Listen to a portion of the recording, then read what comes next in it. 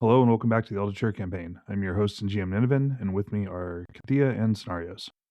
Hello, this is Kathia. And this is Scenarios. Nice. So we are on episode 48, session 43, according to my notes. Whoa! Yeah, we've been flying along. Good times. So, Mostly. yeah, mostly. Mostly. All right. So last time you guys dealt with the kind of finished out Snake Apollo and then got some news about some things. As we're going into the end of fire season and into the start of Earth season, we'll go ahead and do our season updates. We'll do our seasonal downtime, seasonal play, whatever, skill checks and things, and then we'll kind of move on from there. One thing your characters will learn or hear kind of as you're going through, like closing out the season, is that the Saris traders and that trading network have been kind of like picking up some concessions this year. So things have been going reasonably well. Good. Now that Baroness is telling me about it. All right, so tell me how your checks went. Haven't started yet. Okay. Hey, do you have any... What did you check for Elendor, I should ask? So let's see. Sword, javelin, scan, and I believe that's it. That comports with what I checked. Okay, cool. Oh yeah, I forgot I wrote all mine down. And I get to pick my 4 professional skills in addition to this. Yep, professional Colt. Yay, bargain went up.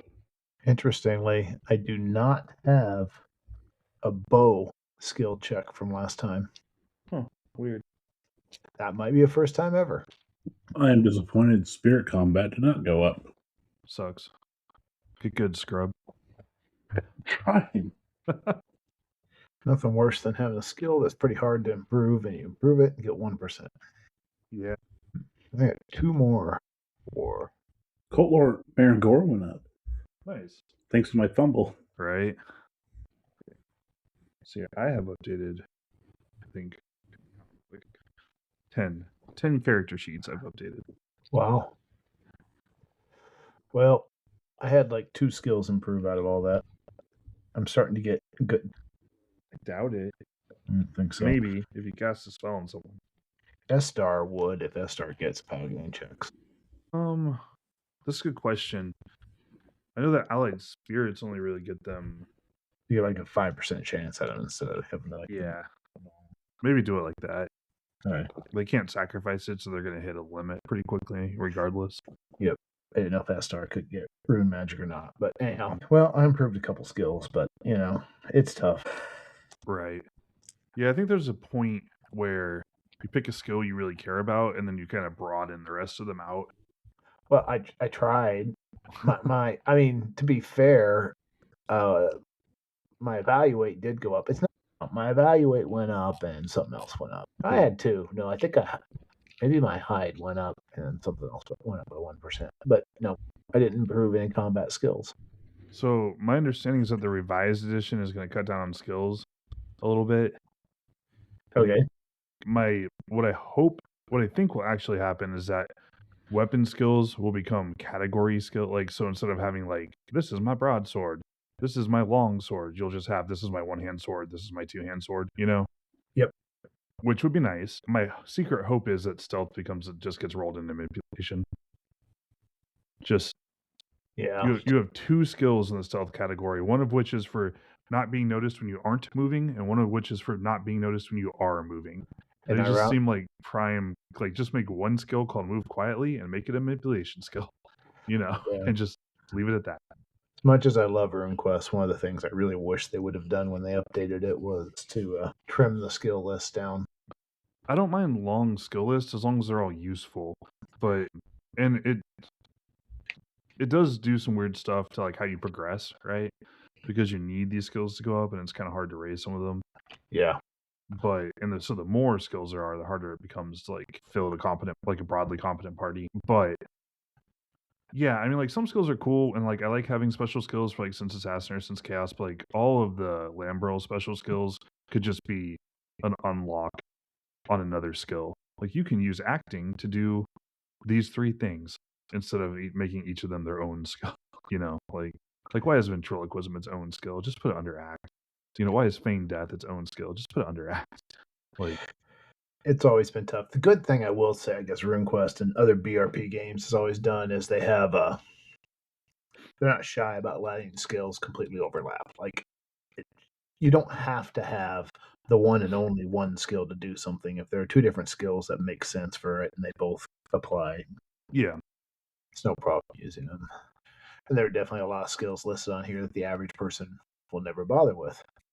Well, it's weird because there are skills that seem like they're like charm is literally just a being nice skill, and Yeah. there's like one cult that gives you a starting bonus in it, and there's only 2 or 3 cults that even let you train it, maybe 4.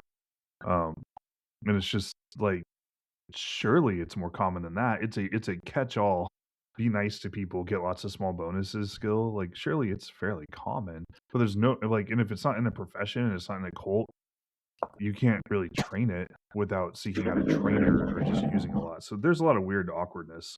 Like I like the core of how these things work, but it feels like it could probably we're almost a decade in, like you're starting to see like, hey, some of this could use another pass.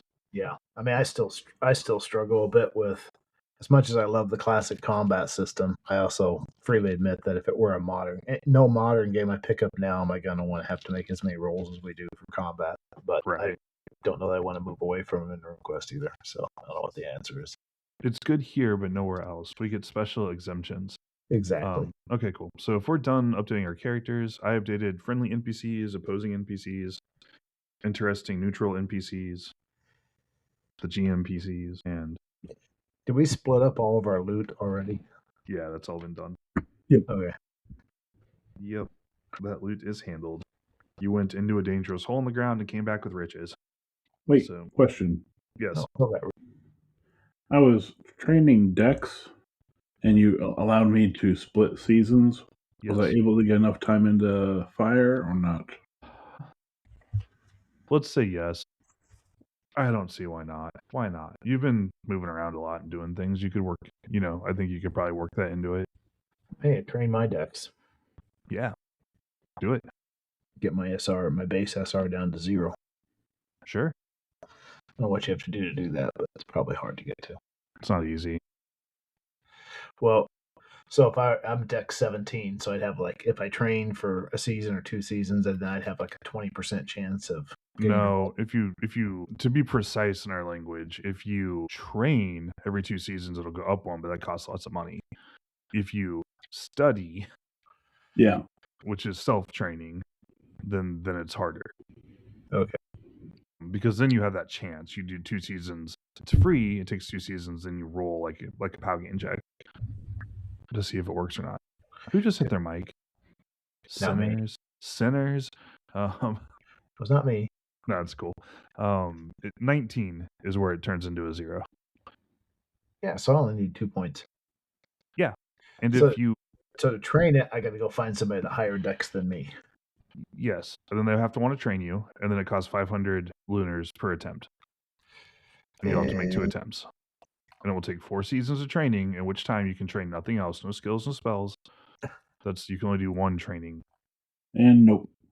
I need a 35. Okay, yeah, it's hard. It's like making pack-in checks, so it takes twice as long.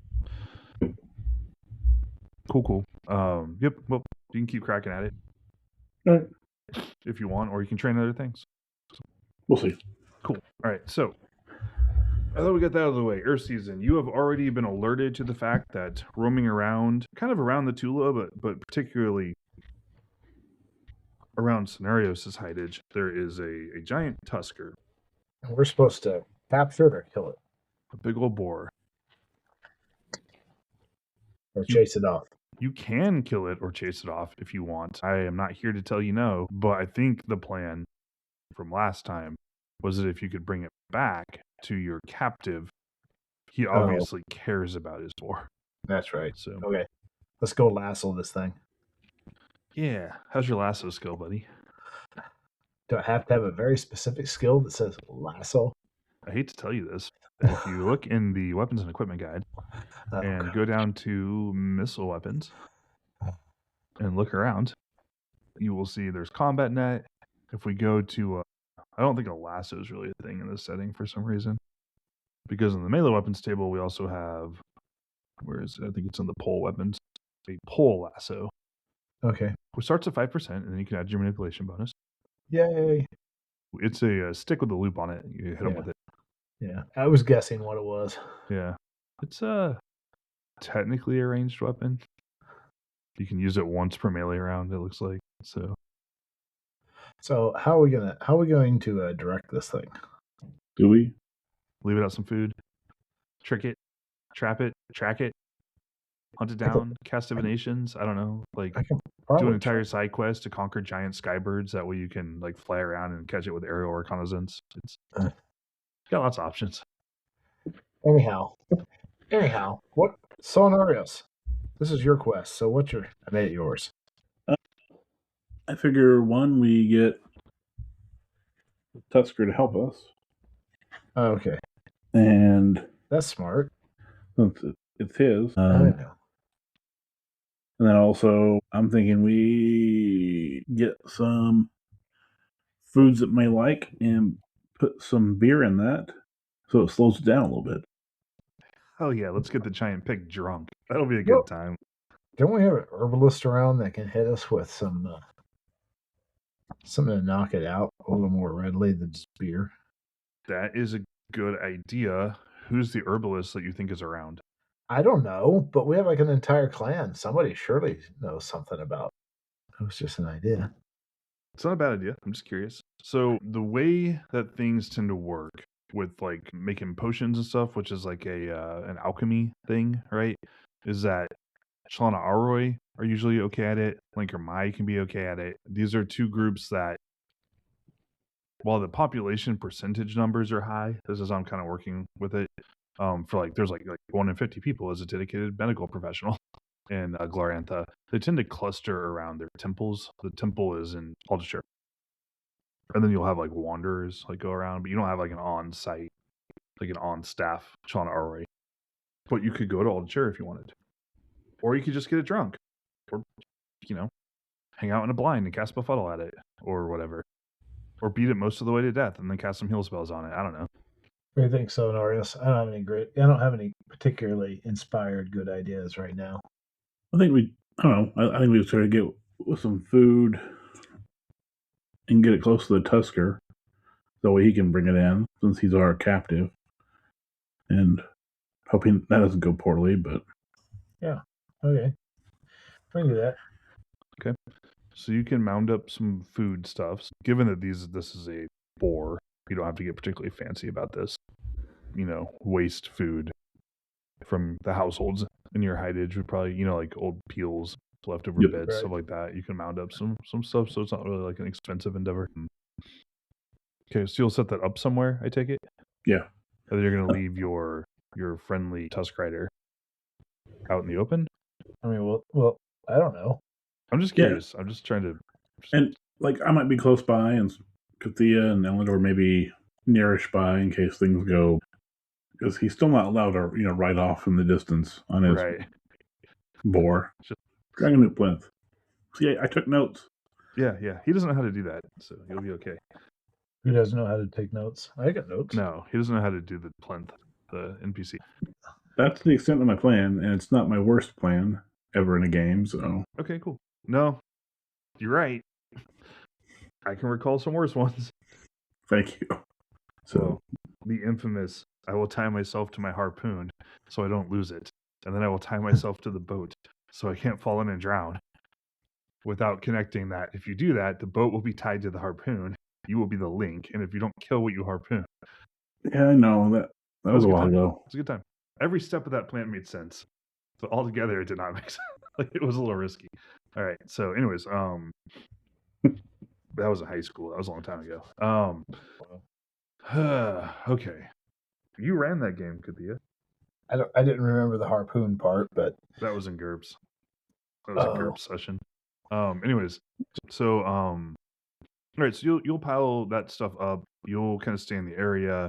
You'll leave your William Asher Tam out to do his part. Just make like a hide roll for me. Whoever's best at it, just make one for your group. Yeah, which is best, but I can make it. I'm okay at it. I'm gonna guess you're better. Okay, here we go. I made it. Good job. Barely. Good work, team. So now we know that this works. Hooray. All right, so after, you kind of stage it, boars, as you know, I'm sure, are crepuscular. And so they tend to be most active around the twilight and morning period. So they exist in the gloom between full light and full darkness. That's when they're most active. So that evening, I'm sure everybody knew that. And then, Yeah. So you'll catch, you'll set it out, and then that evening, you will kind of have that, you hear the giant snuffling of a boar, you hear like big trotters kind of moving through the dirt and whatnot, leaves and ground debris, and then you'll hear a creature feeding. You can kind of see it, like it's not fully dark out, so you can sort of see big shapes and things. You are all tucked away. Your Tuscan captive, your rider captive, will sort of come out at that point and sort of walk forwards a ways. The boar will like look up and then like run over to him. It's really a very touching scene. Like he grabs it by its big head and like kind of like gives it like a noogie, like ruffles its bristles on the top, and like he's like openly, you can tell like that He's affectionate. yeah. So he's openly relieved to see it again. He's very like happy, right? Like they're like it like lifts him off his feet and like swings him around a little bit with its head. They're big. I mean, these are like boars are big animals, but these things are the size of bison, roughly. So they're obviously like, huge, right? And they're proportional like a boar, so big heads. But Horrible. yeah, they're so cute. So yeah, so that happens. They're kind of reunited. That's pretty cool. And then they'll come back to you at that point. So like he'll like lead the boar over and tell you that you kept up your end, so he will try to keep up his, but he also needs to know when you're like he needs like an exit plan. Like he wants to leave at some point, he wants to go away. I don't know that we have any say on that. He was held by the clan, not by us. True. Yeah, but he'll tell you that like he's happy that you reunited him with his boar. That's a good thing in his eyes. He'll give you information because of that. But unless you plan on keeping him around with this boar forever, like we should probably have a plan in place. We're not getting ransom for him. No, Die. he can't go back either. We've kind of talked about that, but like if he goes back now, they'll kill him. They'll assume he sold them out, and that's the only reason he would have got free. What's he gonna do? He's not sure, but he'll leave here. He'll go away. He'll leave the far place entirely. Maybe try starters. See how that works out. I think we have to talk to our clan leadership. I don't really think we can just let him go. Yeah, that's fair. But what if we had a place he could maybe work out? How's that? The Snake Pipe Hollow Bandits. That's a thought. He thinks about it for a moment, but he'll tell you, well, one, it's too close. He knows too many Tusk Riders that move through there. He'll almost certainly get caught at some point. And two, this is something you would know. The Tuskers, their boars need regular blood sacrifice to stay tame. Oh yeah, you guys have had him kind of cooped up for a while, haven't you?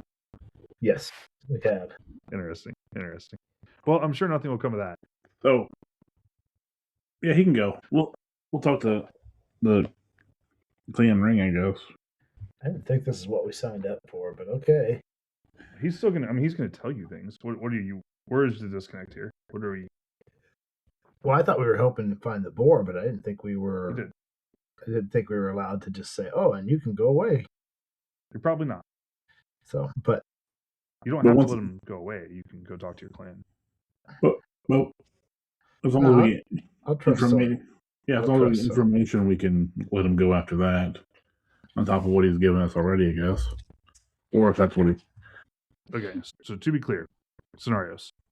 Your plan is that you will get the information that he agreed to give you, and then you will let him go. Yeah, because that's going to be the best thing we get from him besides keeping him around. I don't think we can just... He's a Tusker, but I don't think we can just kill him. That doesn't seem right anyway, but... Okay, all right. So this is what he will... What exactly he agreed to tell you? I'm curious. Did you write that down? He told us about hidden paths, deals with local spirits, many tuskers, and then many tusks is the chieftain, Right. and then the dragon Newt Plinth. Makes sense. Okay, so he will tell you. He's kind of explaining like the generals of how Tusk Riders have a lot of different little tricks that they've learned from living here since before time began and all that stuff. That other people don't have.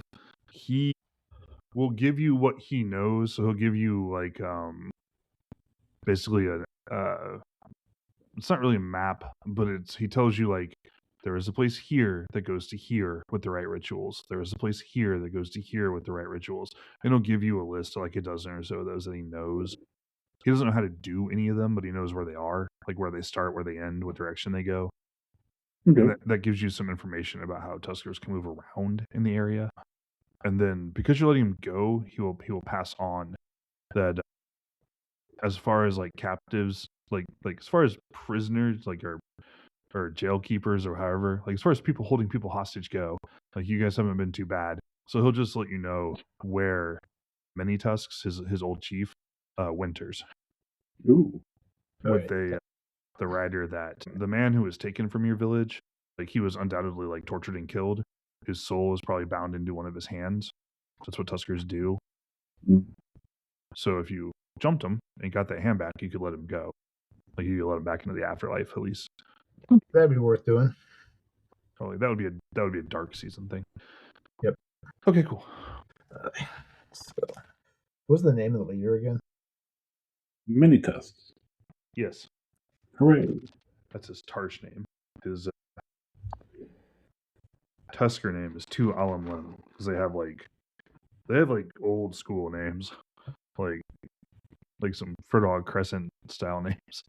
So cool. All right. So good work, team. All right. So he rides off. We kind of take him as word that he's going to go away, but everything you know of Tuskers is that their lifestyle is pretty brutal and vicious. So he's probably not going to like ride back to open arms with his old group. Yeah, that makes sense. He will head south. Who knows? Cool. Perhaps he'll link up with the Lunar Army, go to Dragon Pass, and end up in charge of a small group in a tower or something. I don't know. It's possible. I think in a different timeline, he got killed. Probably multiple times. Well, not yet. It's only he has time to get there, and then he'll die. Or maybe they'll hold the tower here. Yeah, who knows? Who knows? All right, cool. So that's that. You kind of dealt with your Tusk captive. Okay, so rest of Earth season, kind of wide open now. What do you want to do with it? Not every season needs to be full of adventure. So if you don't want to do anything, that's okay. We can just kind of groove along a little bit. I would assume that you guys have projects you're working on and things. I've kind of hit a spot where I don't have like anything specific. Okay, I'm going to make a recommendation then. Yeah. If you find yourself with some unspoken for free time that you don't know what to do with, yes, go train your spirit magic because you've been complaining about that. That's a good point. Fine, I guess. You might do some of that. That might be a good idea. You might, I don't know. I don't really know what you want to do with it. No, I could go do training. I wouldn't mind that at all. Let's go. I thought you would try to hold on to the Tusker, and then we'd have to do.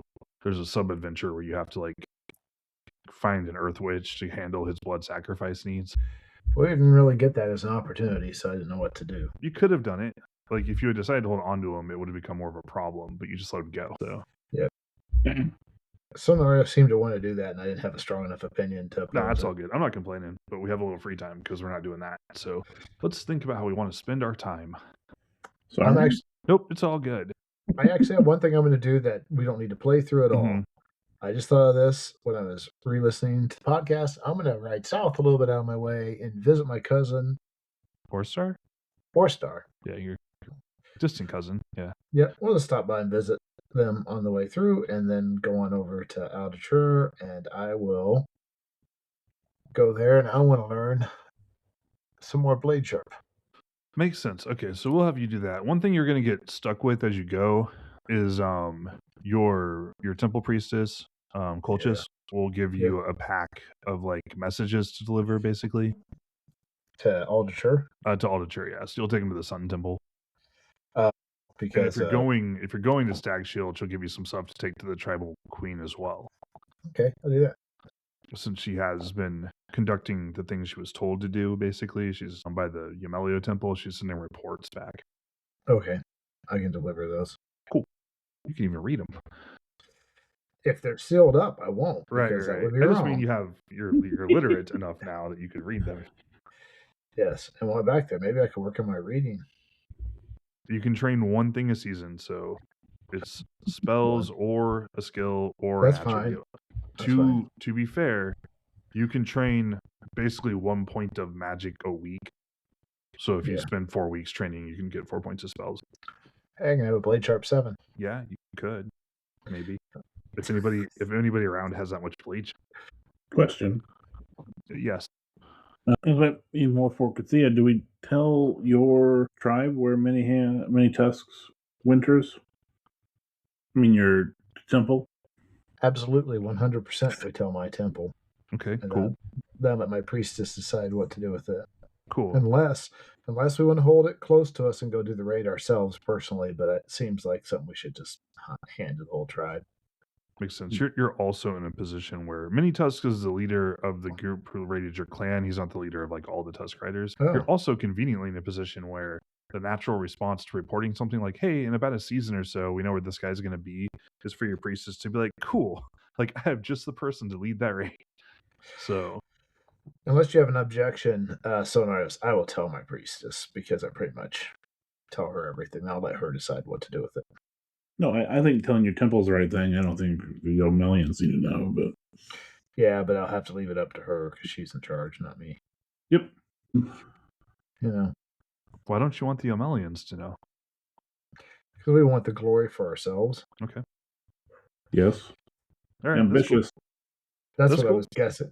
Just curious. I thought I would get you to expand on that a little bit. All right. Well, yeah, no, screw Harbor. Like he used us enough, we can use him. 2 years ago, you were going to marry that man.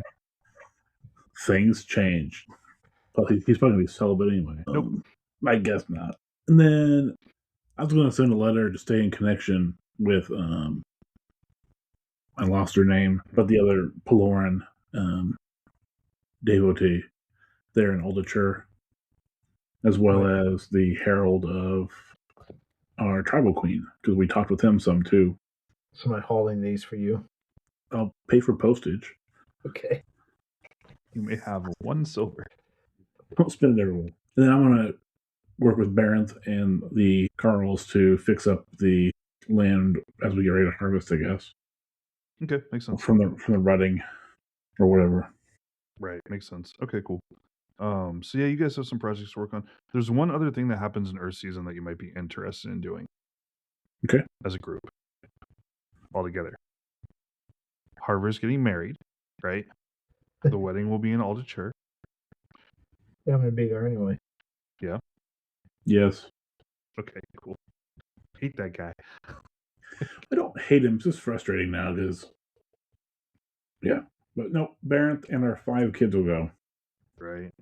They didn't say no kids in the RSVP, so. That's true, they didn't. So yeah, I feel like now that his ambition is no longer aligned alongside you, he's gone from like someone you like to someone you don't like. Yeah. So. That's it. Did you ever really like him? Yes. And then he ruined it. He's a lunar lover. He's more of a collaborator than we are. I'm not a collaborator at all. Lies. Feel like a collaborator. Yeah, it's cool. Yes, we'll go. We will go. All right, cool. Makes sense. And do you want to do if you're going to be spending some time? It sounds like you have some other things to do as well, but if you could probably train some spirit magic. I don't know if I have any space for it. I don't know if you do either. I haven't looked. Your charisma is a 16. I might actually, because my Hill 6 got moved. Into an item? Yep. No. I got 4 points. 4 points? You could do 2 this season pretty easily, since you have like some things you're doing at home and stuff. And you could do 4. Like you're basically what we're trying to avoid is either of you spending more than about half the season away from home. So 4 weeks would be it. So if you're like, well, I'll start later, than Kathia because I have stuff to do around here. That doesn't really change the math; it just changes the timing. I'm saying I don't think I have anything I need to be in. Well, I mean, outside of normal checks. Yeah. Yeah, fair enough. All right. Checks in your job. You can choose to waive those. Nah, but that's okay. They're useful. Well. Yeah. Well, I don't need to be. I was just thinking about it. If there's a good reason for me to be gone that long, I could be. I'm not nearly as necessary to be in the clan in Earth season as some people are that need to do harvesting and stuff. Though I do guess I have my own land now, which I should probably show up for at least. Indeed. Dang it! I tried to avoid being in charge of stuff. You're like hands off, but appearances still matter. Yeah, fair enough. Cool. All right. So eventually the group you'll go to Alder first, Katia. You'll stop in the Stag Shield lands, kind of take a different route than you usually do. It'll take another probably day of travel to do the whole thing because you're going to stay for a while at the Stag Shield lands, talk to your queen and talk to Orstar and get kind of caught up on things. They haven't had as many troubles with the raiding because they're further south, right? Right.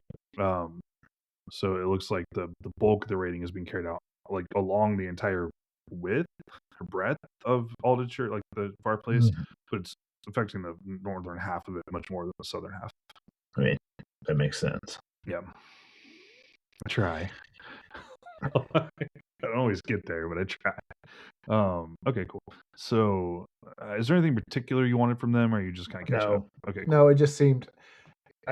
I actually was listening to the podcast where we helped them get married the other day, and I was like, well, distant family. Sometime I have a couple extra days, we'll swing by and say hi, and then so let's just go by. That's all it is. Just a social visit. I don't have to worry about it.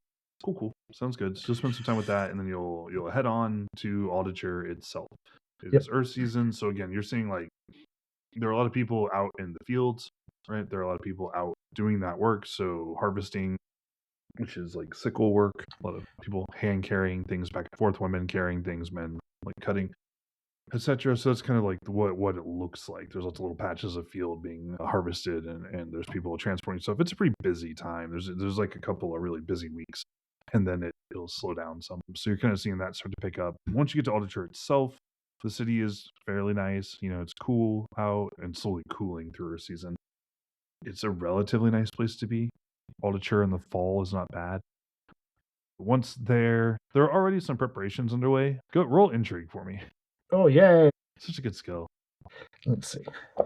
Nope, not insight or intrigue. Intrigue. Okay. Did I really? I don't know. Nope. I rolled a 46, but I have a 45.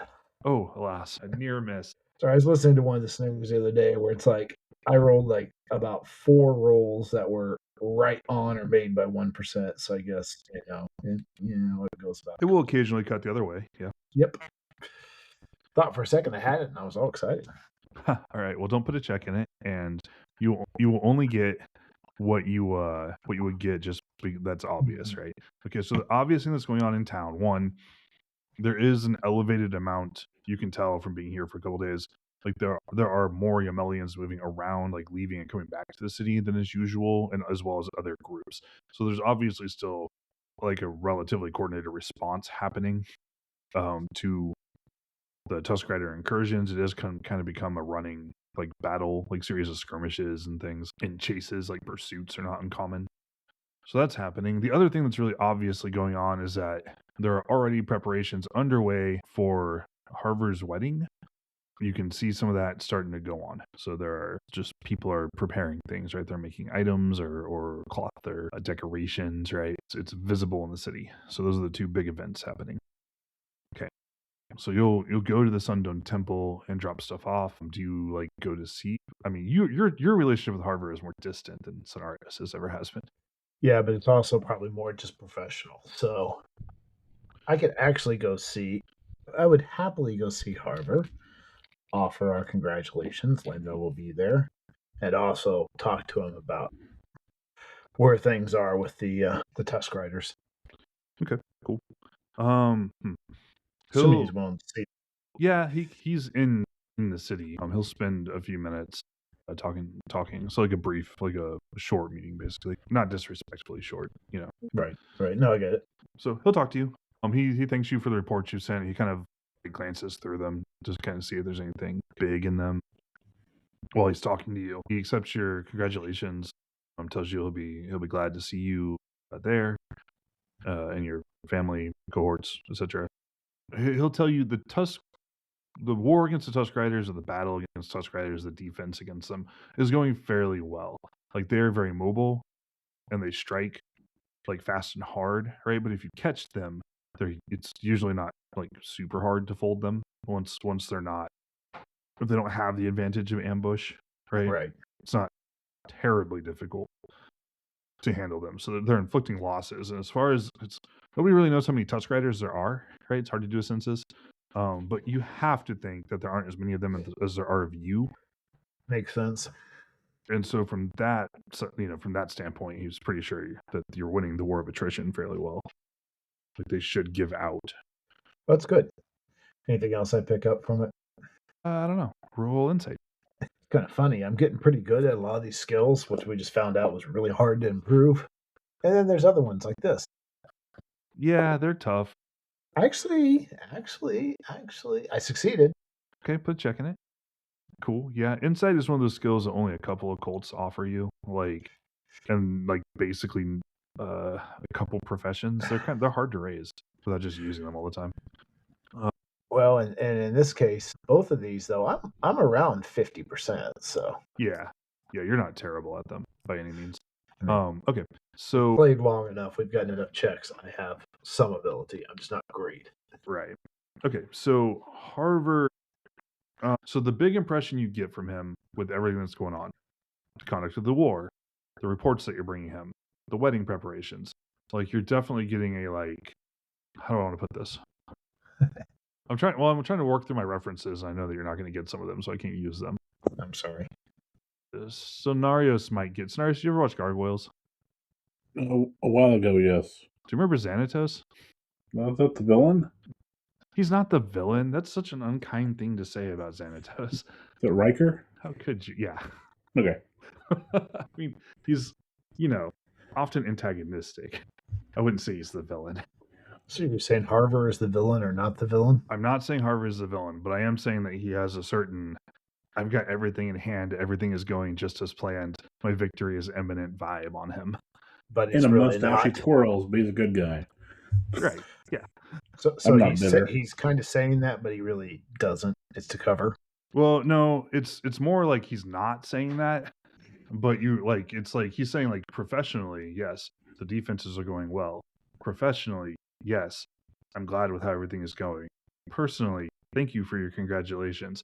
You can tell there's just like a moment where you're like, maybe you're just too soldierly and he doesn't keep the mask up very well, or maybe you just have an uncommon insight where you're just like this man is like, he's on the edge of a gloat, like in his, like, he's just like, everything is working out. Like, I'm gonna have this big military victory. Everyone's following my orders. I'm gonna have this huge marriage all at once, and it's gonna be glorious. Like, Well, I mean, he has a right to feel that way right now, really. you're not wrong. So, I mean, Right. I don't have any personal animosity towards him, though I don't trust him completely. Nothing personal. Okay. He just doesn't. He's very self-serving. So I don't trust that things that are working out well for him are necessarily important or good for everybody else. But I can accept that, yeah, life's going well for him. He's about to get married. He should enjoy that. If they're going to win in this war over the Tusk Riders, that's good for us. And if he's running it all, well, he gets the glory of it. That's the way it works. True. So I think I'm off next to spend some of that money. Spend that money. Spend that credit. Spend that credit. Yeah. You're gonna hang out with the Lunars that you're not collaborating with. I'm not collaborating. It's just it's purely transactional. Right. I'm really excited for you to watch Deep Space Nine. Like, I feel like you're gonna learn a lot about yourself and your character. About myself personally, or my character. Your character too. Is Kathia like me? in certain ways, I think it's hard for us to build characters who are completely separate from ourselves. I feel like a lot of times my characters have personalities quite a bit different from me. Anyhow, They're not like you're not just playing yourself all the time. no, Like, but I think it's hard to play someone that's just not you at all. You right. know what I mean? So Yep. cool. So I am going to pay, if I can, to move my blade sharp from 3 to 6. I think that is a reasonable amount of moving your blade sharp up. And we are 7 using 7 was too sensible much. rules. 6 is fine. 7 is Yeah. too much. We are just because I'm kind of soft capping the world at 6, like 4 and 6, basic. Like, I respect that. yeah, I got a kind of. question for you. I dropped Ignite at one point. Am I actually required to have it for my cult? Because I I feel don't like I think so. Your Okay. cult lets you learn it, but you don't have to know it. Okay. I think I learned it as a woman, but I dropped it at one point. You'll- I mentioned that because I was listening to me the other day when I had the smart tactical thing of casting fire on a bunch of brush when we were messing with the boars. I'm Yeah. like, I don't remember having Ignite anymore. It's like, oh, I must you have don't. dropped You it. dropped it at some point, but I don't think you have to have it. You just got it That's from your fine. cult. I It's not a have to have requirement. food. I believe I have to have food song as long as I'm I'll try it. I remember. Yeah. yeah. Mhm. Okay. I was just looking at spells I will never No use. I say soft capping. I'm soft capping variable spells at 6 because Yes. like epic feats, hero quests, things like that could raise it. You know, if somebody was playing a shaman and went on a big spirit quest to find a powerful spirit to teach them a bigger spell, that sort of thing is, I think, reasonable. But for commonly, like finding someone who knows more than 6 points of a spell is going to be really hard. How much money do I have to spend for this? Okay, we are doing this the sane way, not the official way. I don't mind making people pay for every point, but No, okay. you will pay for every point, but you're not paying point per point. Like Okay. you're not paying like you bought 3 points of spells, so you're going to pay 3 times. You're not going to pay rating times 4 for Blade Sharp 4, then rating times 5 for Blade Sharp 5, then rating times 6. Otherwise, you would have to spend like almost 1,000 lunars, Yeah. which is an So insane amount of money. do I spend 150 then for 3 more points? Is that what it costs? Does it cost I 50? don't know. Let me look it up. If only I had opened the Red Book of Magic, but I didn't. Like a fool. Blade Sharp, yeah, it is 50 lunars per point. I was doing it from memory, so I said it, and it was like, No, you're okay, good. so They mean for that 50 lunars per point to be 50 lunars per point per point. Like so, I don't actually personally disagree with that, but we haven't been doing it that way. it's so expensive. I know. Like it's so expensive. So I spent 159. Now I'm down to like almost like 300 lunars of cash. Yeah. I'm not running out of money really. Who'd Did you you- learn from? What? Who'd you learn from? I don't know. Did Somebody. you learn it? Did you go to the Seven Mothers Temple maybe and learn it? Yeah. Is that where you picked it up? Okay, cool. So I mean, you went and talked to the Lunars and had them teach you some magic and as part of a reward for delivering all those wyvern eggs to them. seems fair enough. Yeah. They gave me magic. I gave them some wyvern eggs. Yeah, it's such a cooperative. If only there was a word that was like cooperative, not quite the same. exactly. What would you call that word? I mean, we have people I don't like that we're willing to do transactions with. That doesn't make us friends. You don't have to be friends to collaborate. But collaboration would imply that we're actively helping them instead of just like passively. We're going to sully us. I'm not trying to do anything. Yes, you All are. right, cool. So you will spend 3 weeks at the Lunar Temple every day, learning their lunar philosophy about how magic works while you learn their spells from them. There You you go. will spend a small chunk of their credit by the end of this in order to get yourself down to that point.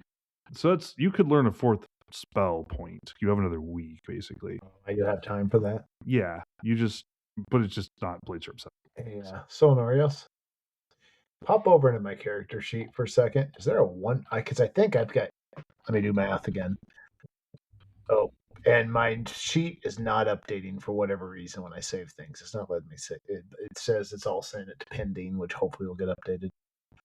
So I have a binding enchantment 1, blade sharp 6, B7, demoralize 8, 9, fire arrow. I could take it disrupt just so I had something to blast somebody with if I wasn't able to get through armor. Are there any other good 1-point spells? Oh, hold on, I forgot. This doesn't change anything for you. You can learn any spell, but it does cost double with them because it's lunars. So it's not 150. The total is 300. Oh, hold it. I didn't pay cash anyways. Why did I take it off? That comes out of I my. have no idea why you took it off because I took it out of the Seven Mothers Yeah, credit. thank you. I was just not even thinking about it at the time. Cool. So you have 1 point. I don't know what you want to do with it. You don't have to do it if you don't have anything you want to do. That's 1 point. No, I wouldn't mind picking something up. I thought about doing the disrupt if I don't do anything else. Let me look at the Red Book of Magic. Right.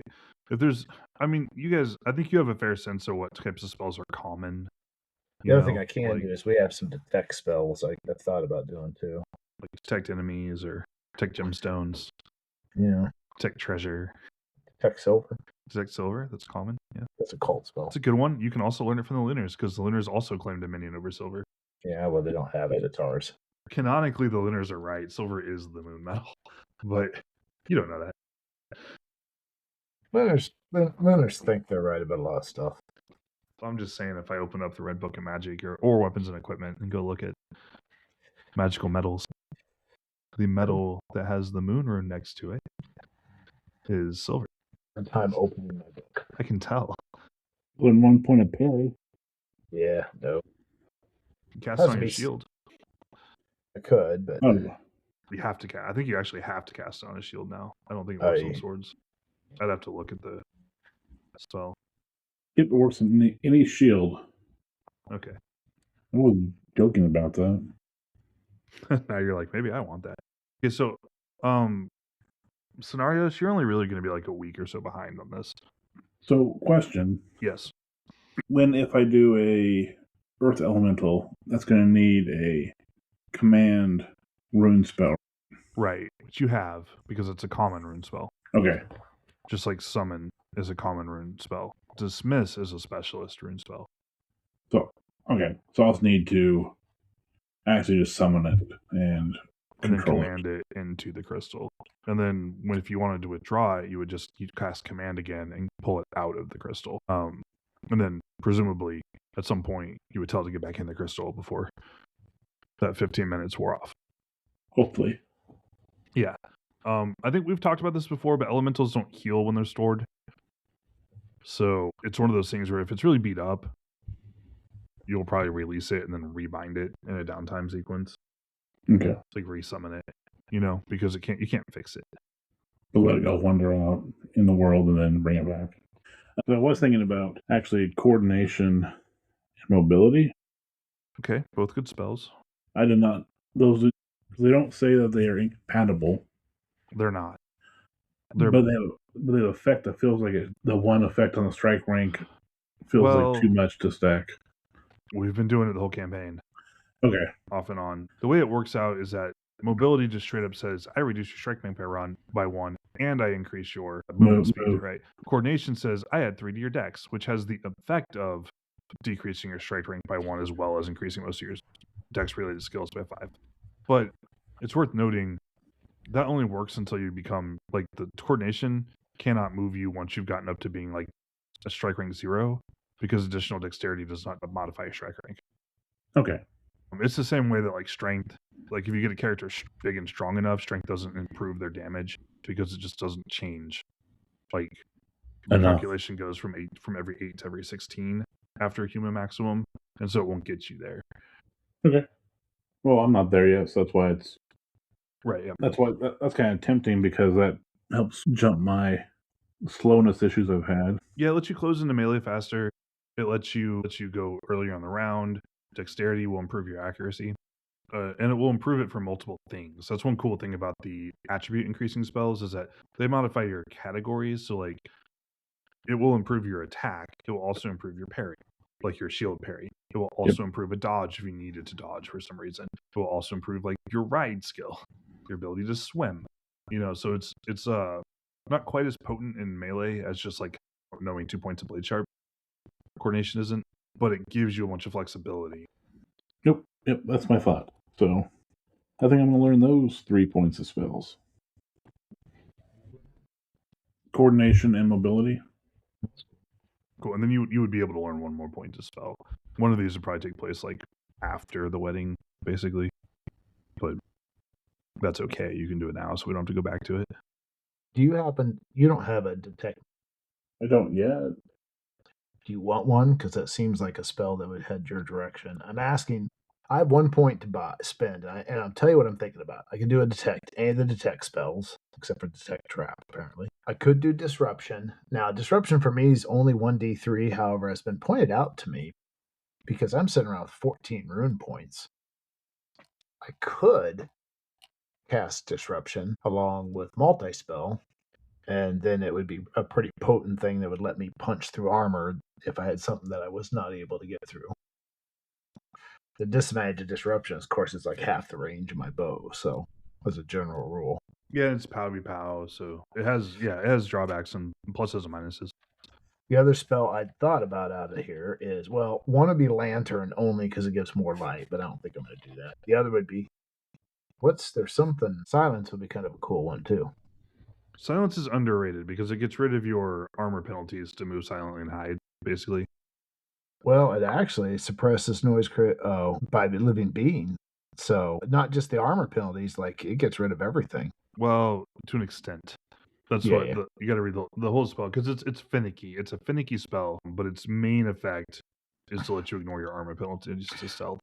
Okay. I don't really have much right now, I don't Like think. it will stop the clink of plate. It suppresses noise. It does not stop deliberately created or inadvertently loud noises. So it won't cast a spell, issue a command. If you So knock it's not over a gonna vase or something, it won't protect you from fumbles. It won't protect you from but deliberately attempting to make noises, and it yeah, doesn't yeah. do it to anybody else. So its main effect is that it So I'm helps you not hide. But yeah, but I don't have I mean I don't have any metal armor outside of my helm right now anyway. right. But I think your scale, like you'd have to look in the weapons equipment guide, or I can look because some armors are just kind of like they're creaky, they're big, they It, inflict a penalty. oh, is my wyvern hide do that It might, but not despite the fact much. it's not no. Yeah. I don't know if it's worth Yeah, it then. I like think I'm gonna take the disruption. What the heck? I can always drop it and burn something else later. should be a 10% penalty. 15 actually, 15 Uh, actually percent penalty all right. because you Did have you to hear go me? through all the armors. Yeah. So I'm gonna write that on my sheet and I'll let you subtract the money from that. Okay. Hold on. What? Darn it! I need to open a Red Book of Magic. It's 50. Is it usually 50? Yes. Okay, so it'd be 100. I don't know why they're charging us double. That doesn't seem fair. They're not charging you double. They charge everybody double. It's how lunar magic works. You can learn any spell, but it costs more. Okay. That's like they don't have like restrictions on spells, but they only Yep. offer like 2 spells at normal prices, and the rest of it is just like you can learn it if someone knows it, but it costs twice as much. Well, now I'm full. I got 18 points. Plus I got 6 other points in matrices. Nice. Okay, and then scenarios, your spells. Coordination, mobility, and detect magic. Okay, so coordination is going to be 250. Mobility is going to be another 100, so 350. And then you said detect magic, another Yep. 60, so 360 for you total. I'm gonna step away for just a couple minutes. I'll be right back. You guys have spent about half your lunar credit. Finally. Yeah, and about a third of your Chalana Aure credit, and Martina's more of it than it. But her using the link on my credit has been for our credit, so. Mostly, yeah. And I guess if she uses it for some personal stuff, we owe her, so. Well, it's more that your interests dovetail. Like a lot of the research she's doing is stuff she wants to research anyways, so she's getting benefit out of it. But it's mutual. It's mutual benefit. The best kind of benefit. All right. So while you're in town, you may also make an intrigue roll for me, just to kind of pick up news and things. It's kind of a discern power structures ability. It's a be a sneaky politician ability. It's also like learn rumors ability, like word on the street. So an 05. Okay, that's pretty good. That's probably a special. Against my 69. Yeah, that'd be a special. Good job. Put a check in it. I'm going to give you some basic information that you would have regardless. I'll give you some success information, and then we'll talk a little bit about the special type stuff. First things first, basic information. You're here later. It's not been several weeks. So, like, the description that Kathia had when she first rode into the town, that, like, obviously there's starting to be some wedding preparation. Obviously, there's more military activity, right? You see those things too. The wedding preparations are further along. You got to, like, for the success level of, like, deeper insight, you immediately realize that you may have. Okay. So, Harver is probably the most important person in his tribe. outside of maybe the king. Yeah. Okay. She is the daughter of the next tribe up. If you look at like the map. like she is the daughter of the Prince Roast tribal king. He is one of the top 3 most important people in the Vantaros. They collectively have more population than the 3 eastern clans. So, or eastern tribes, your tribe, the Ahmad, the Bagad. Harver is also probably the most important person in the Sundom Temple. I know, it's a big You deal. know all these things, but seeing it, you're like, this is more than just like an important alliance. This is almost like everything west of the Zerdavos is unifying. Like maybe not permanently, but it's like there are alliances. Like this is a huge event. Like this is bigger. Like you're looking at the wedding prep and you're just going, this is too big to be just a wedding. Like it may be a wedding, but it's like there's more weight. Like so you're immediately revising your political estimations of things. Like this represents a substantial alignment of power, like around Harver and his wife throughout the Prince Aros and Vantaros and in the city and in the Sundom Temple. Or Sun Temple, I should say. Oh, God. Well, we're definitely on different sides politically. Right? I'm just thinking, comparing this with Barrington adopting, like, Maboter to keep him from being outlaws. Right. That was a good thing. That was a good thing you did. Okay. So that's your immediate takeaway, like just kind of being around town for days, like, oh, this is a really big deal. Like I knew it was a big deal. You're like, I knew this was a big deal, but this is a really big deal. For the special, I can provide more, but usually when you have like these sorts of like political insight type things, are there follow-up questions or areas of interest you have? Well, I think the big thing is how involved or encouraging are the Lunars? That's my go-to thought. That's an interesting question, actually. Okay, so I can answer that. The Lunars, you have a fair amount of contact with the Lunar Temple. You have a fair amount of contact with several important Lunars, like some contact with them. Like a priestess for the Seven Mothers. A couple of people in the military, right? Like you have some contacts there. From what your impression of them is really pretty simple. Like they don't back Harver. Like you don't think that they're like pushing this at all. Like they're not meddling, but your impression of them is that they would prefer, like just as a people, right, as an occupying force, it's easier to deal with like strong local leaders where things are centralized. So they're not helping him and they're not like astroturfing this, but their mindset is naturally going to make this like take some of the friction off this. Like things will kind of move downhill, like or slide, for Harvard if that's what he's trying to do is centralize things.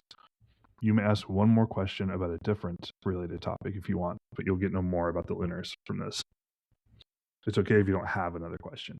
I can't think of one. Okay, cool. So those are the big things you get though. Like, yeah, this is Harvard. It's it's not the Lunars aren't doing this. He's not a puppet.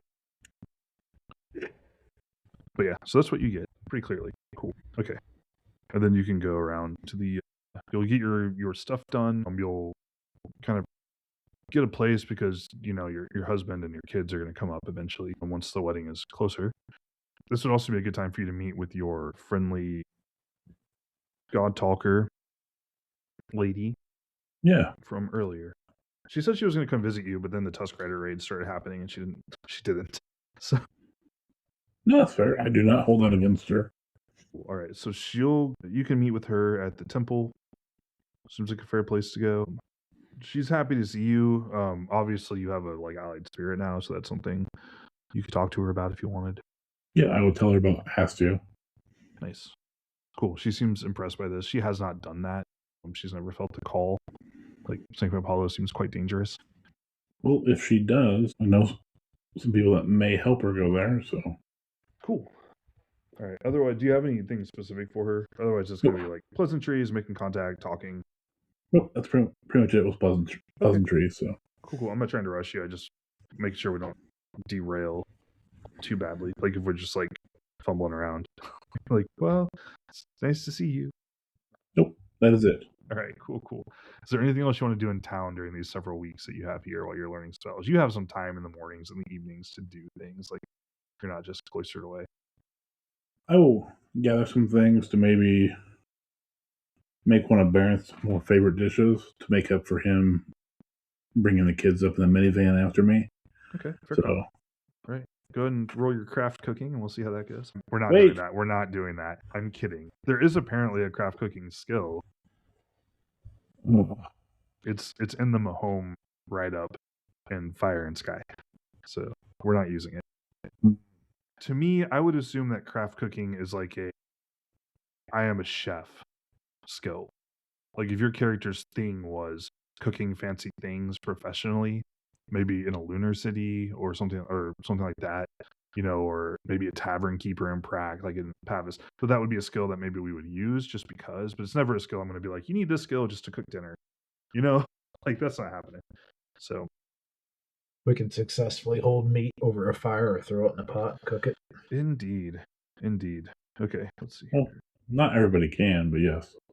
I didn't mean present company. Sound judgmental. It was judgmental, yes, just not of you two. Okay.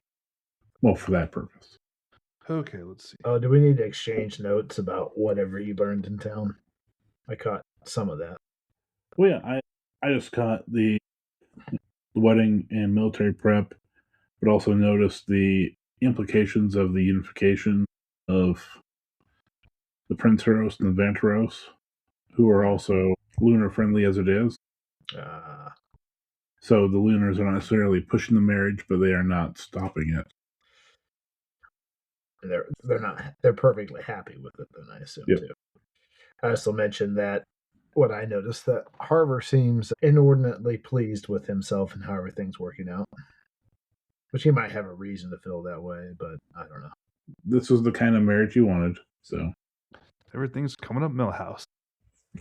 I was gonna say, it almost sounds like you're jealous, but I thought you liked your husband, so you No, end I up better do. off. Okay.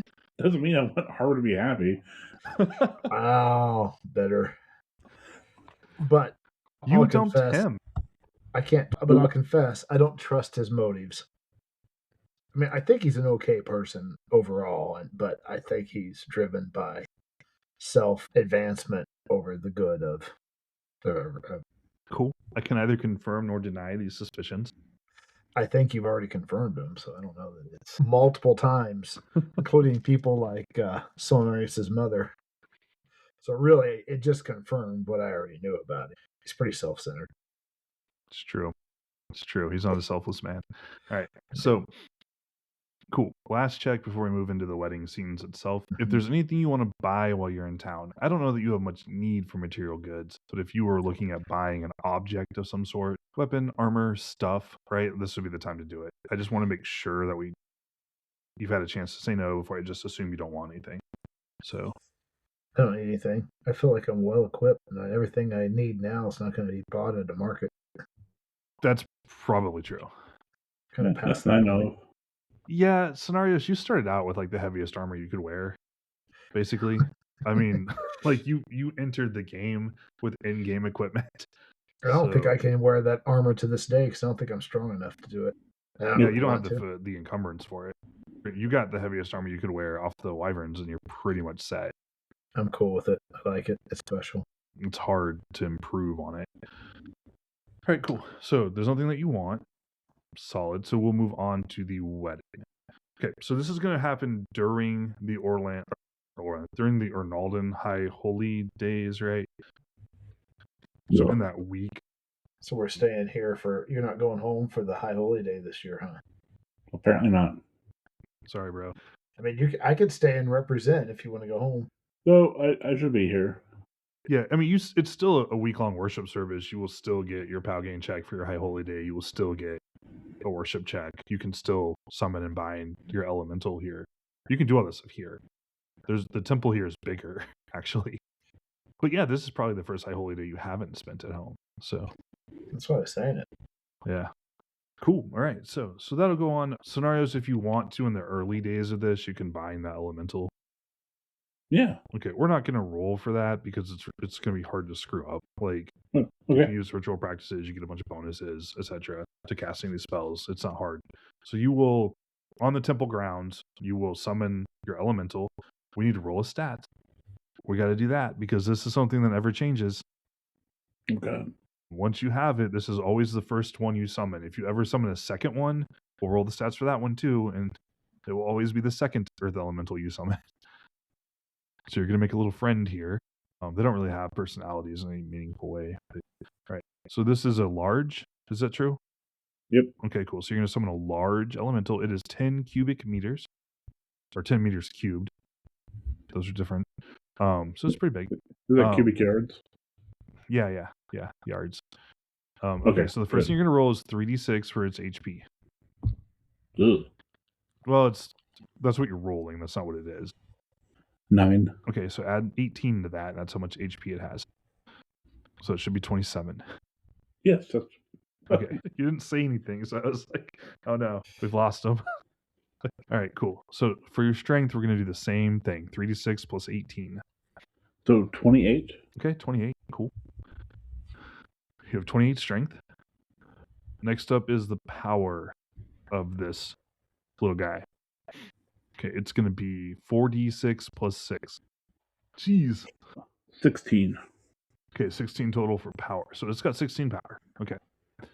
The other notes here, its damage modifier is 3d6, so when it crushes, it will do 3d6 damage to each hit location encompassed by it. And its movement is 3. Ugh. Its gnomes are slow. Tolosi is the setting specific naming for them. They are relatively slow. Things that gnomes can do, because you haven't really ever summoned one. They can open up pits. They can make tunnels. Like you can use them to search for buried objects. You can use them to hold an object stuck in the dirt, hold up a roof tunnel, form a mound or a ridge. You can use them to uproot tree trunks, plow fields, clear foundations for homes. You can use them to undermine or build fortifications. They're generally the most useful elemental, like just in general. They can do a lot of useful things when you have them out and about. They can carry you through the earth, swimming through the dirt, but you have to hold your breath. They don't provide air for you. So, in combat, they open up a pit. You drop into it. Yours is big enough to hold like 5 human-sized people at once if they were together, like in a shield wall, basically. Because they're large, it can swallow an average human. It can swallow a large earth elemental can swallow its victim and an average-sized mount completely, engulfing all hit locations. So you could drop a cavalry person in. That's fun. A medium can drop just a human-sized target in, but you can pull them all the way down. Once you pull them in, they're stuck in there until they break out. They start to asphyxiate. You also do a crush damage to all hit locations engulfed. You can only do that once because after that, the dirt becomes pulverized. So once they pull someone down, they crush them once, and then the person has to get out. So if they're not crushed to death, they might just like drown underground, basically. What? A horrifying death. Witness the loving power of the earth goddess. All right, so you summon your pretty average, it sounds like, earth elemental, and you bind it into a small crystal that has a relatively low storage capacity. The crystal does not show any. This is true for you as well, Katia. The crystal doesn't take on any elemental aspect. It doesn't become like hot or cool or heavy or anything like that. Like it just is the crystal. It just has something in it. Good work. Okay, so that happens. You now have a bound elemental. Remember it. Don't forget to use it. You might want it. Yeah. Cool. All right. Other than that, we will go on to the wedding. We can end in this session with the wedding scenes. Pretty exciting. Okay, so this is the event of the year, basically. Like everybody shows up. A lot of important people are here. A lot of just people are here. It's themed, it's structured around the holy day for Ronaldo in Earth season. So there are lots of people at the temple anyways worshiping. They're part of the ceremony. So there are a lot of people here. There are more people here than there are people in your clan. It's a big deal. There are a lot of Princeros and Vantaros tribes members here. Their clans have sent representation. Our dowries and bride gifts, and they're like I said before, Harvard is probably the most powerful man in his tribe. He's certainly the most powerful man in the Sun Temple, though he's not technically the high priest of the Sun Temple. Somebody else is technically in charge, of handling the religious duties, but I think it's kind of an open secret that Harvard is more or less calling the shots at this point. So there are big gifts, allotments of land, cattle, silver, nice things, clothes, just lots of nice stuff. A lot of that generosity is turned towards the temple. So there are nice things here for people, like food and things. It is a big ritual. If you guys want to make intrigue checks, insight checks, those sorts of things you can to try and get some information, like learn a little more specific information about what's going on, other than just like, oh, this is a big deal, which is important. I don't make either. I'm there. I'm paying attention, but I guess I'm just enjoying the moment or something. Well, you have been on record about loving love as a rule, so it wouldn't surprise if you're just like, this is really cool. Are they actually in love with each other, or is it purely political? That is an odd question. Well, you talked about love. Like I've gone out of my way to support people with actual love. That's true. Yeah, you're definitely more of like Ilarian love demon thing. Like love is cool, not like social contract marriages. Like, yeah, exactly. Yeah, so makes sense. I succeeded both. Okay, cool. So you have better insight into this. Not surprising on that. Okay, so human insight wise, right? Like your less apt cousin is like a little over, like kind of caught up in the ceremony, maybe, or just like being impressed by everything that's going on.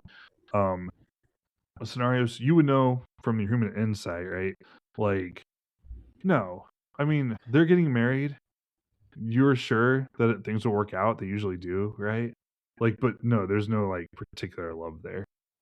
Again, I'm reminded of the Gargoyles line where Xanatos is like, I think like when he proposes to Fox, he's like, I think we love each other, or at least as much as two people like us can. But yeah, I mean, scenarios you could tell. They seem to like be comfortable around each other, but it's obviously to you a political marriage. Like they're getting married because it serves both their interests and the interests of their people.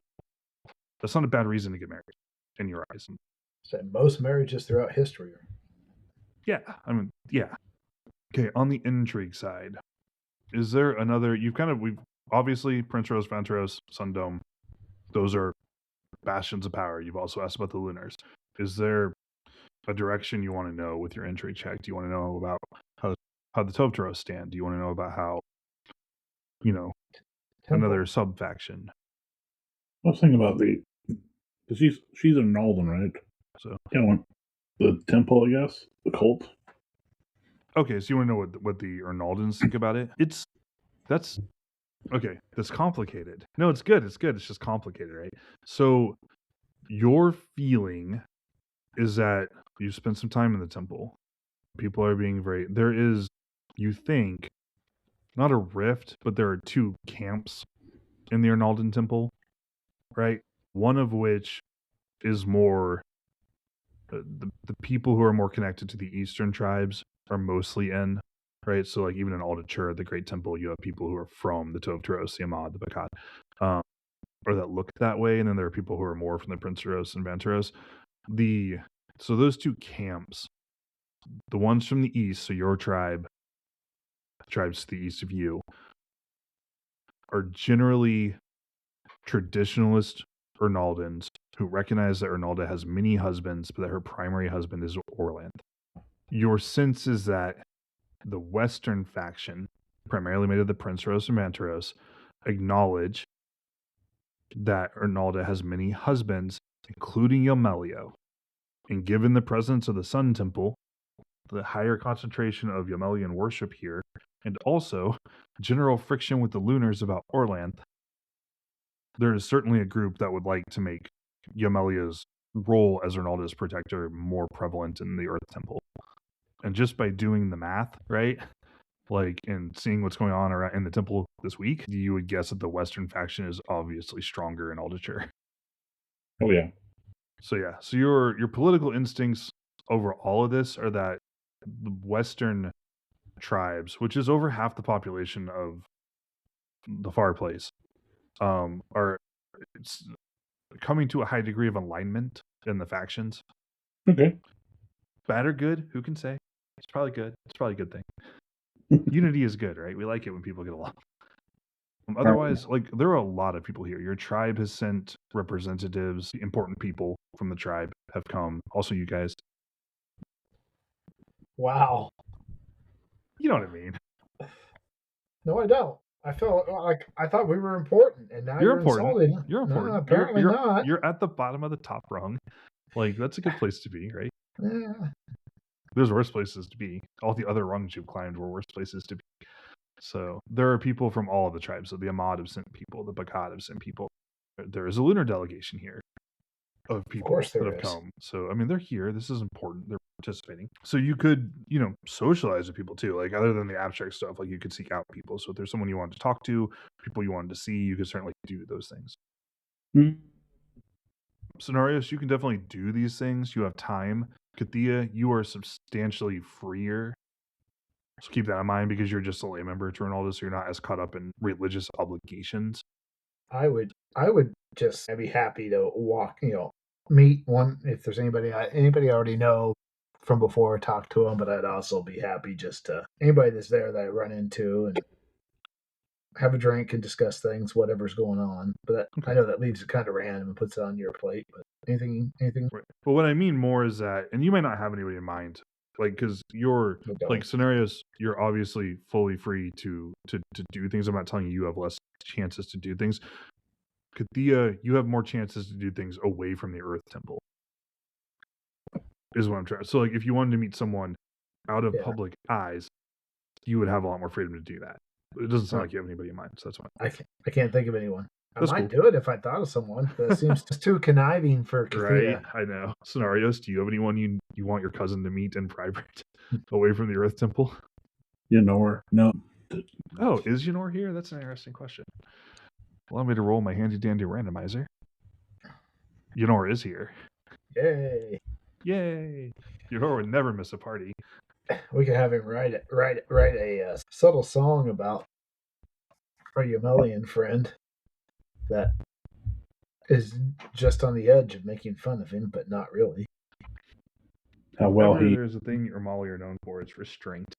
But he's a good composer. I mean, he's able to do things like that without being overt. Ynor is a talented musician. When he puts his mind to things, he can be subtle and satirical rather than simply crass. So, exactly. When he puts his mind to it. Well, if he's crass, I'll smack him. I mean, literally. I think I'm allowed to do that. You are. He has no legal protections. It's only a matter of time until someone kills him. So rough life. It is. He's mostly gotten by being very charming, moderately charming. Let's be real. I'm looking at his sheet.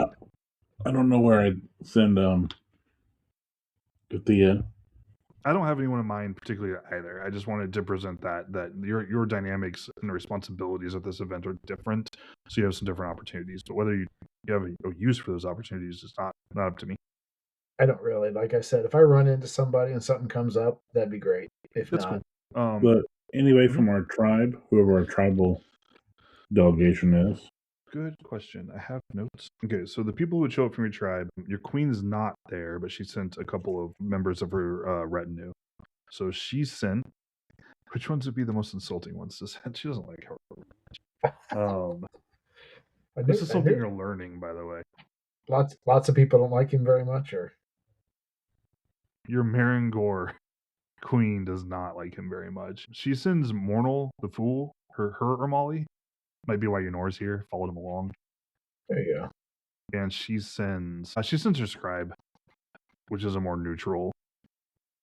She sends scribe Balmanos to the Lost Speak. So she sends her to record the event. She sends her fool as a sort of insult. You think a measured insult, which is where it was probably how you learned that your tribal leader does not really care for Harvard over much. And of note, Harvard does not lead his tribe. He is not the Vantaros tribal king. Yeah. He's just extremely well connected and influential. Right. So those two are there. There are some like random members, like clan luminaries there. So like there's a Davos and the River Priest, an Asect there. The Stag Shield send Kinharl. They send their Wind Lord. You think that's probably also a measured message. Frankly, you see people like that. So, you guys are here. You're probably a sufficient delegation from your clan that your clan didn't send anybody else except for Ynor. So, but you suspect Ynor was not sent so much as arrived.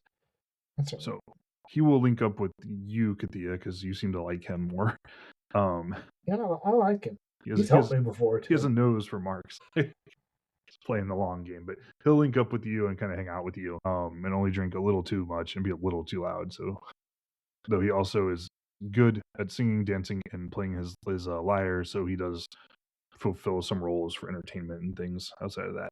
Scenarios, is there anyone from your tribe that you'd like to meet, or from another tribe that you'd like to meet? And if you don't know a name, you can describe a type of person, and I can help you with that.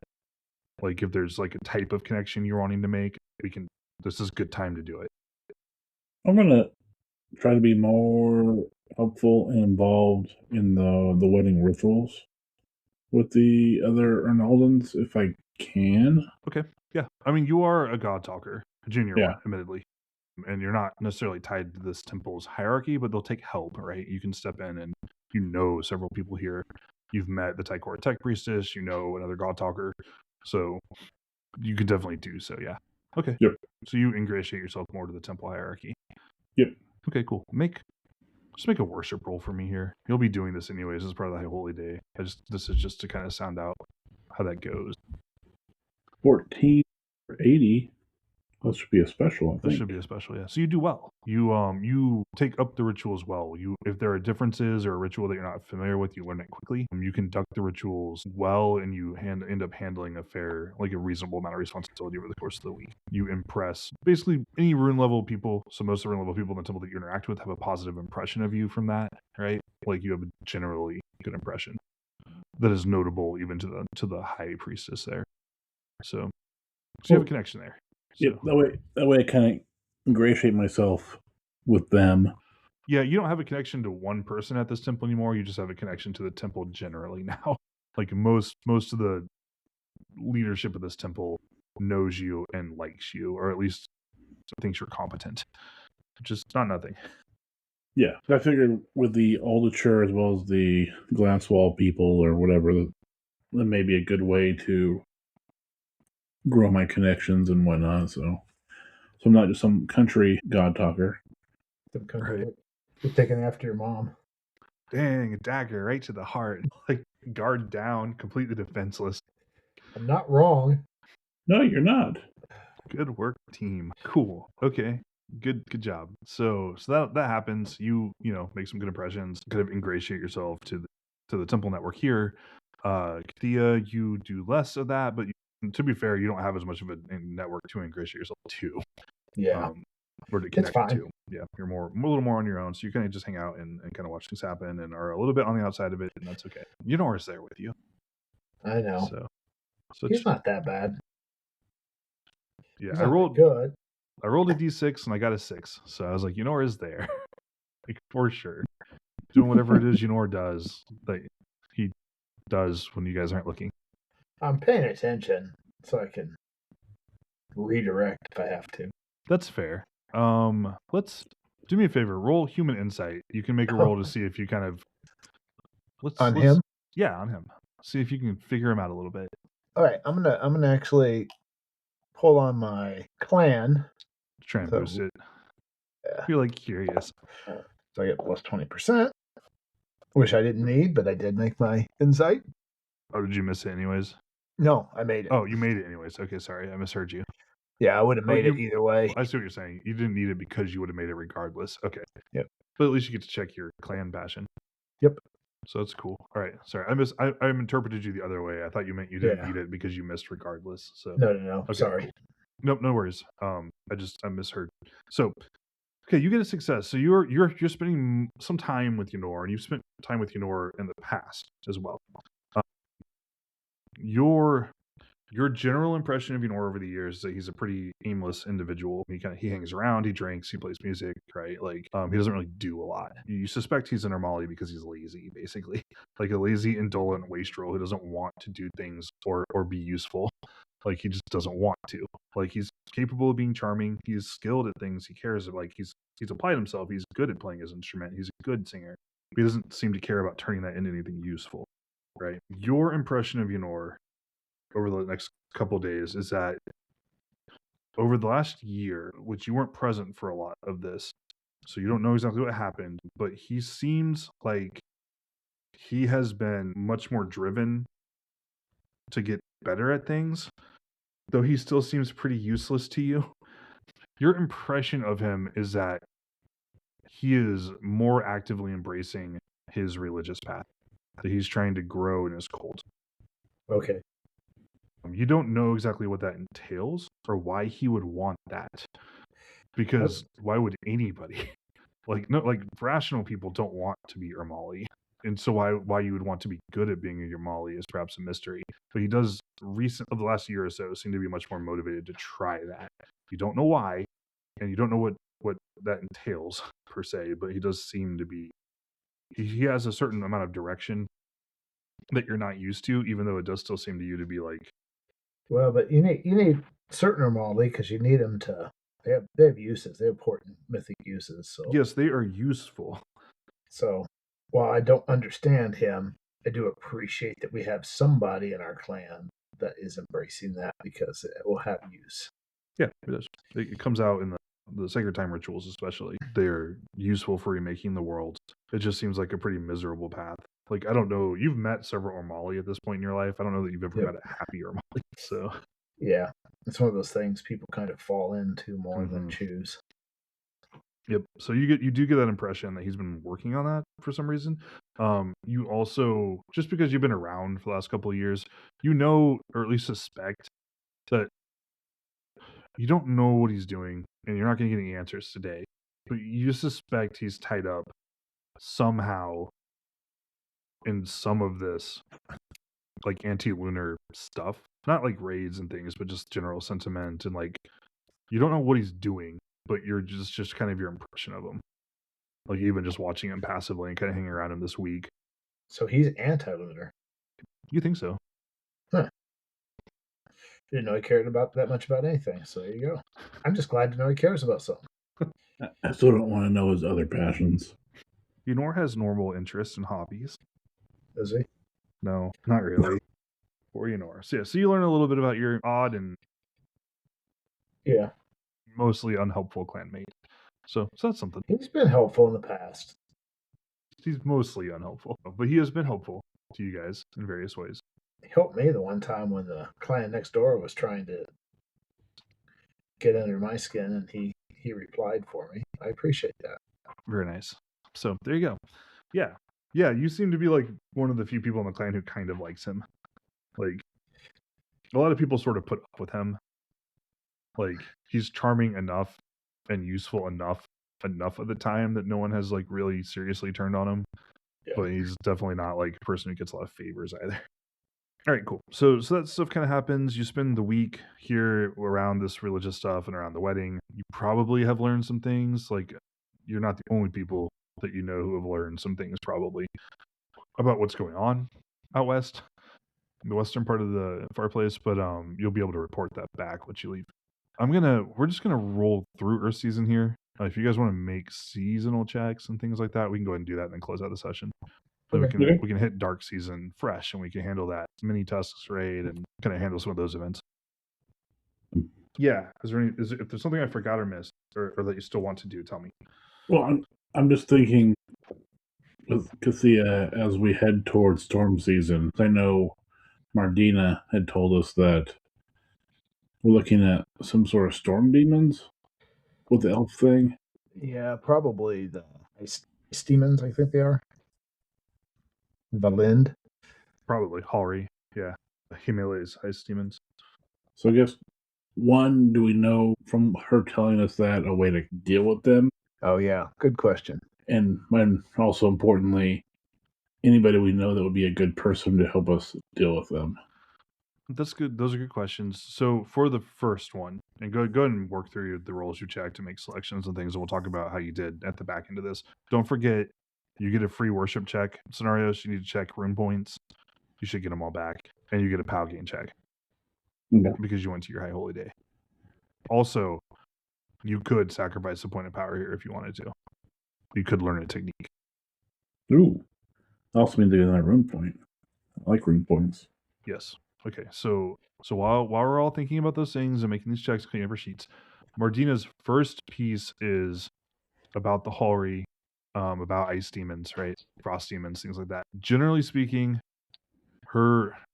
she's been flipping through the sagas. She's been taking notes. They're not commonly encountered, right? She did in this season, despite the danger, she did take a trip to Wintertop because there is a priest of Valen there to interview him. There's a minor temple to Valen to the lower heights of Carafen, where there's permanent snow. her impression of the Hallray, the ice demons, is that they are really hard to hurt, but if you hit them really hard, like if you can get past their armor, they just break. So like if you can, like you can't wear them down, you can't nickel and dime them. They're pretty resistant to that sort of thing. But if you get them, like if you give them one good shot, like if you hit an arm really hard, the arm won't chip, it'll shatter. Like that's her. Tough one. It's gonna be a tough one for us because we don't have that kind of damage boosting stuff. Well, you might, but I have a hard time with that. It would be tricky. It's also hard. Her general advice is pretty straightforward. Like Storm is good at fighting fire. Like so, you can't necessarily like melt away at their ice very well. I'm gonna have to do something besides my fire is probably gonna not work out for me. Well, it's not that it won't work. Like just to clarify, it just won't give you any special advantage. Like if it was a darkness thing, super effective, right? Like these are, even though they're cold, they're a storm thing. So they're less likely to work well. But they'll work. I mean, you can do damage. It's just no bonuses basically. Other than that, yeah, that's kind of her impression, is that there aren't like a lot of really good workarounds there. She's looking into some stuff that might be able to help, but she doesn't have it yet. She's hopeful she'll find something. She doesn't know anybody who would be like a good fit for your group to like help you with that, but she can like look around. Again, she can try to headhunt some. Who are we thinking about taking right now, Sonar, else when you get a chance? So, I mean, it's the two of us. It's Elendor. Hey, speaking of which, while we're here, I forgot to do this during the season, but Elendor could have spent some of the money to either improve Blade Sharp or Protect if Absolutely. they wanted to. And Elendor might do so. Let me look at Elendor's spells real quick. Hang on. May not be able to. 8, 9, 10, 11, 12, 13. Has 13 points right now. I don't know what charisma is. Maybe maxed. 4, 5, 6, 7. No, some of their points are in are in an item. The Protect 4 and Heal 2 are in an item that they got for the iron. The same way you guys did. So they've got 4, 5, 6, 7. They've only got 7, 6, 7. 6, 7. Sorry, guys. I'm sorry, it happened organically, but I worked my job. It's miserable. That? It's child slaying. For what? I've seen some about it, but do I need to look it up? It is literally just a chunk of a song where they say those two numbers and it's rhythmic, so it's catchy. That's it. Like annoying. There's nothing to it, but that's just how it is. So, anyways, let's see here. They have 7 points because they have Blade Sharp 4, Mobility, and Demoralize. Those are the spells they know just on their own person, so they could still learn 4 more points of magic. You want to pick that out, but they could spend our credit. I was just thinking if we need more damage. Likewise, we could probably extend some to Durdas. If Durdas is going to go with us, Durdas could probably use a harder hitting spell. Knowing that Durdas could go with you. We have a. She would go. Ugana, your Marangor God Talker aunt. Yeah. She would go if you asked her. She wouldn't offer, but she's surly. She's into a scrap. Like, what do you she's think, a Marangor, so she probably hits like a freight train. She's pretty old. That's all right, but she's not like ancient. What do you think, Sonarius? She may not be bad. I don't know if Durdas can hit hard enough. The problem is, then we need to replace Durdas too. Yeah, I know. And I don't think we have anybody that from our clan that we know.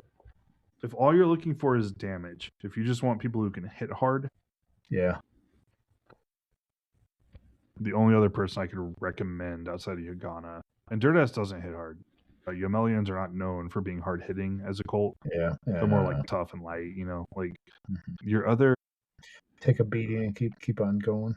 Right. You haven't really used much, but Arc Cora is an Odalin hunter.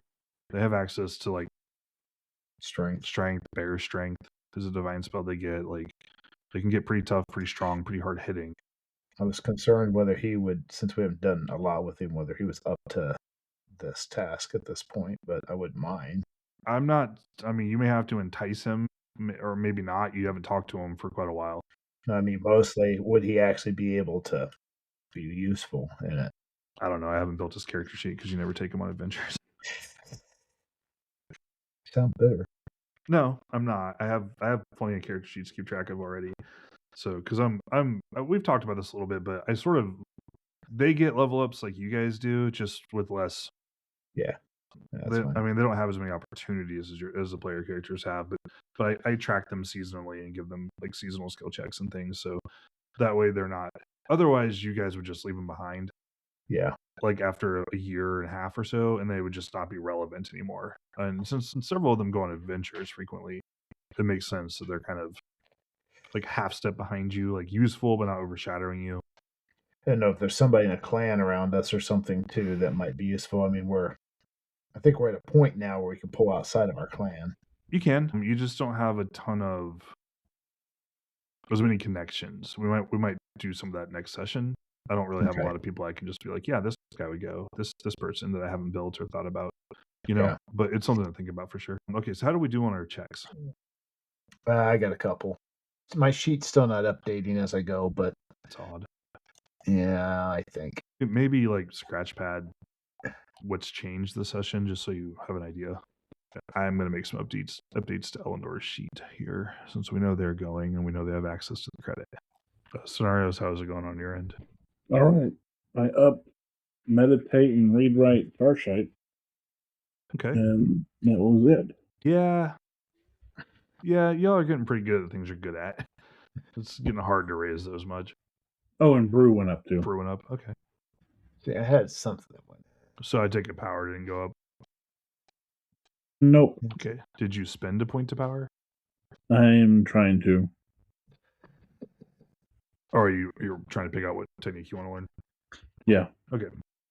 And if you don't have any good ideas, we can talk about some of the associated cults and things. Like, I don't know if you have the Earth Goddesses book, but I do. Okay, I was going to say your spell list is somewhat expanded.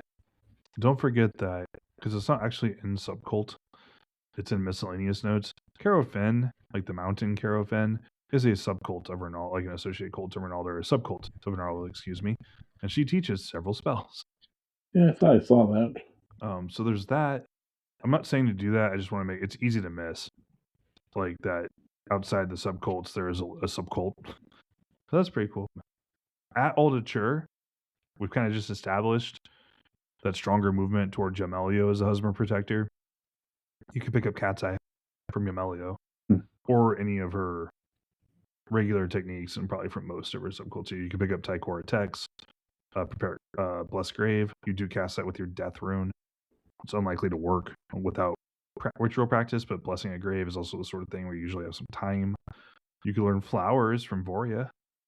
The best and most powerful spell the game has.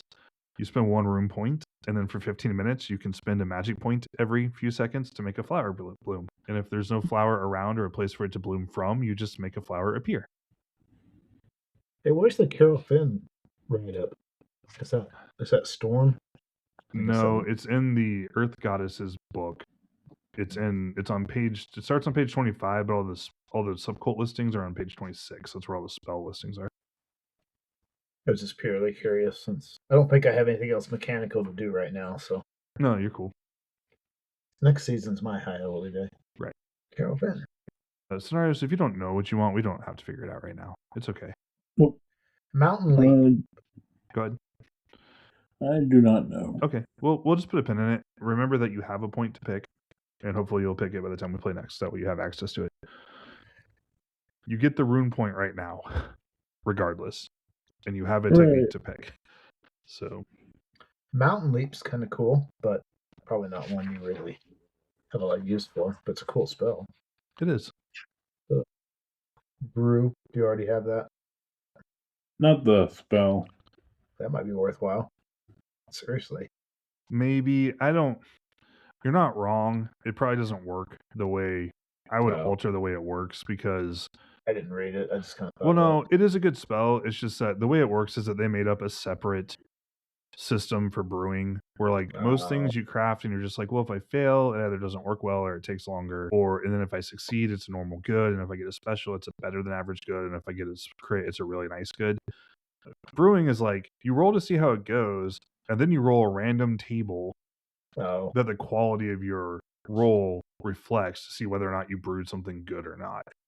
So like you could roll a crit and still roll a bad result. Or no, it's 2 rows, so you can still roll an average result with a crit. You could crit your brewing roll and still just make an average beer. And what the brew spell does is let you bump it so much that can't happen, or so that a fumble is still produces a good result, basically. But that randomness is introduced because they treat the craft brewing skill different from every other craft spell, and then they give you a room point spell to fix that. I'm not a fan of that design. So, where's your general list of spells for Ronaldo? I'm not even seeing it. Page 18. yeah, but it's cool, guys. We're like a little over time at this point, so let's pick it up next time. Scenarios, just give it some thought. If you really can't think of anything, surely there's something that you could take, and then we'll just go from there. But we'll work on it, and we'll pick it up next time. You should have at least 3 point for the next session. All right, guys. Next time we're gonna move into dark season. We're going to probably do a raid on mini tusks. So you're gonna go out and fight tusk riders in the snow. That'll be fun, and then that'll probably be the adventure for dark season. So I guess it's good that Earth season was more of a downtimey season because we will have an adventure in dark season And in Storm. and in Storm. So busy. All right, catch y'all on the next one.